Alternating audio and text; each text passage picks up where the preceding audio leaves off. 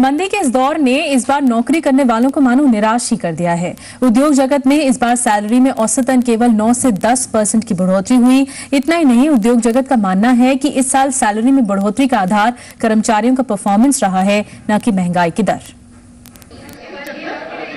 मंदी की मार झेल रही कंपनीज में कर्मचारी भले ही महंगाई के हिसाब से सैलरी बढ़ाने की मांग कर रहे हैं, कंपनीज को ये बात गले नहीं उतर रही।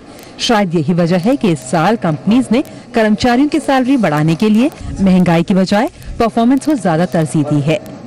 I can tell you that performance-based incentivization is going to be the order of the day. So automatic increases, things which are being used to related to inflation and just growth trends are going to be out of the market. Companies अपने खर्च पर लगाम लगाने के लिए salary बढ़ोतरी सोच समझकर कर रही हैं। इसके चलते इस वित्तीय साल में कंपनीज ने औसत 10% सैलरी हाइक की है। सबसे ज्यादा तनख्वाह पाने वाले सेक्टर्स में से मैन्युफैक्चरिंग है, यहाँ 15% तक का इंक्रीमेंट हुआ है। इंफ्रास्ट्रक्चर, रियल एस्टेट और आईटी सेक्टर में लगभग 12% का इजाफा हुआ है।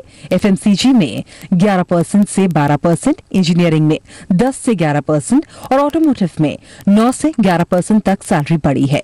सबसे खस्ताहाल सेवा क्षेत्र में फाइनेंस और इंश्योरेंस की है, इनमें 7 से 8% तक की बढ़ोतरी हुई है। If you say in the financial banking sector, the growth, the salary increases were less.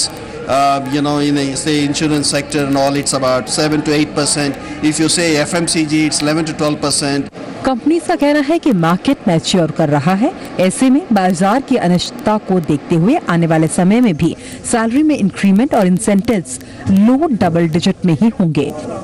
देश की कई नामी कंपनियों के एचआर हेड्स का मानना है कि बढ़ती हुई महंगाई नहीं बल्कि आपकी बढ़िया परफॉर्मेंस आपकी तनख्वाह को और उछाल देगी। कैमरा पर्सन देवेंदु के साथ सुप्रिया भारद्वाज, जी मीडिया, दिल्ली।